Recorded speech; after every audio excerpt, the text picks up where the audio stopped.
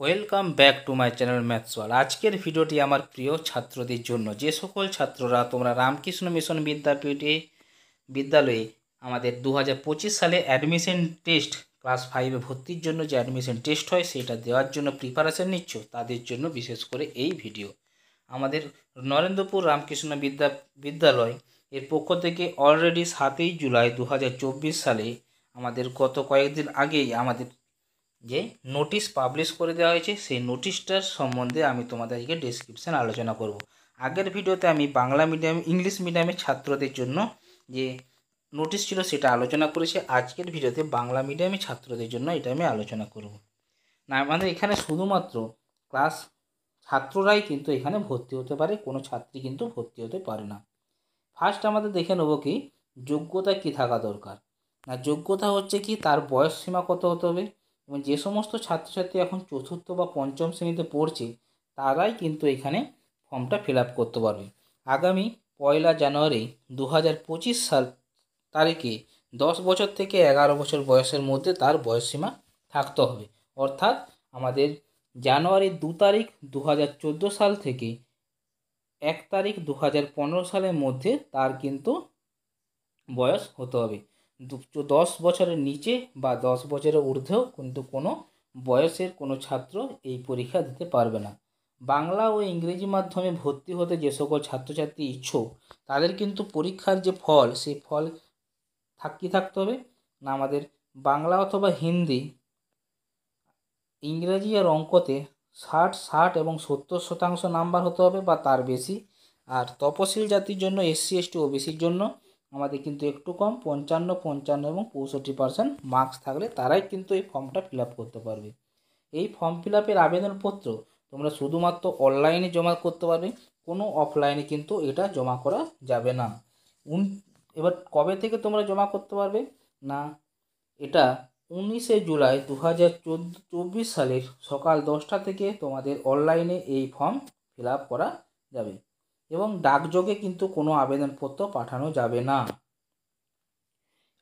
এবং এটা অনলাইনে আবেদন করা শেষ তারিখ হচ্ছে 23 নভেম্বর শনিবার 2024 সালের বিকেল 5টা পর্যন্ত।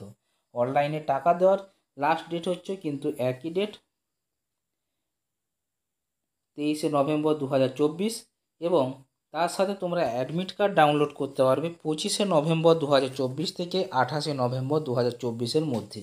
অ্যাডমিট কার্ড তোমরা রঙিন বা কালার অ্যাডমিট কার্ড যদি ডাউনলোড করো সব থেকে ভালো, এবং অ্যাডমিট কার্ড ছাড়া কিন্তু কোনো পরীক্ষার্থীকে পরীক্ষার হলে ঢুকতে দেওয়া হবে না।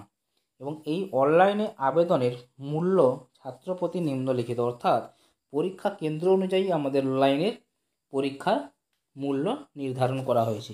নরেন্দ্রপুর পরীক্ষা কেন্দ্রের জন্য 855 টাকা, মালদার জন্য 1255, শিলিগুড়ির জন্য 1255 এবং মণিপুরের জন্য 1755 টাকা।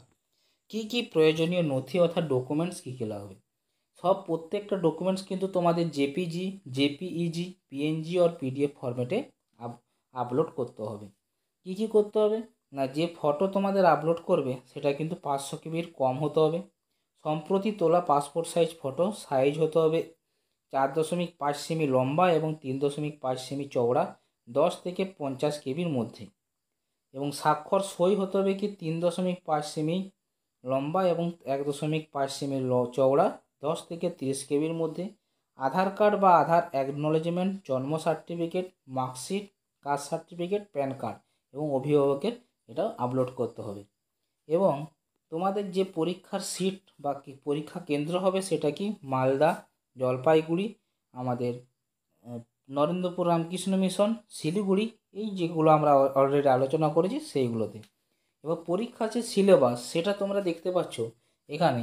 পরীক্ষা হচ্ছে কি ইংলিশ মিডিয়ামে ছাত্রদের জন্য থাকছে বাংলা অথবা হিন্দি, ইংরাজি ও অঙ্ক এবং কারেন্ট অ্যাফেয়ার্স, আর রামকৃষ্ণ আন্দোলন ও ভারতীয় সংস্কৃতির উপর লিখিত পরীক্ষা হবে, অর্থাৎ ইন্ডিয়ান কালচারে যেটা।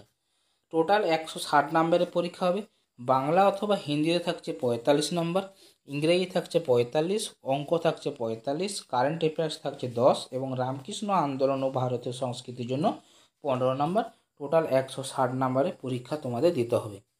এটা তোমরা 7 দিনের মধ্যেই কিন্তু এই ওয়েবসাইটে ফল প্রকাশিত হবে। সেই ওয়েবসাইট ফলো করে তোমরা কিন্তু ফলাফল পেয়ে যাবে। এবং আমার চ্যানেলটা তোমরা যদি ফলো করতে থাকো, আমি ঠিক সময় মতো তোমাদের ফলাফল প্রকাশ করে দেবো।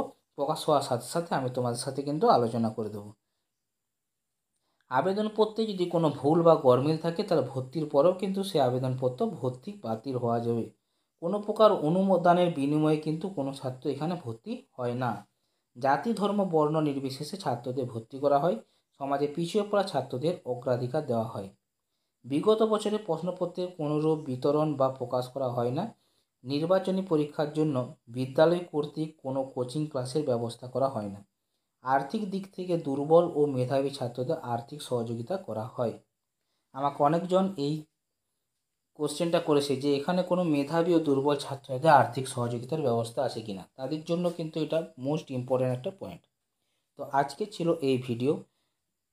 যে সকল ছাত্ররা তোমরা প্রিপারেশন নিতে চলেছো তারা অতি অবশ্যই ঠিক সময় মতো ফর্মটা ফিল আপ করে দাও এবং জোর কদমে তোমরা প্রিপারেশন চালু করো। ধন্যবাদ।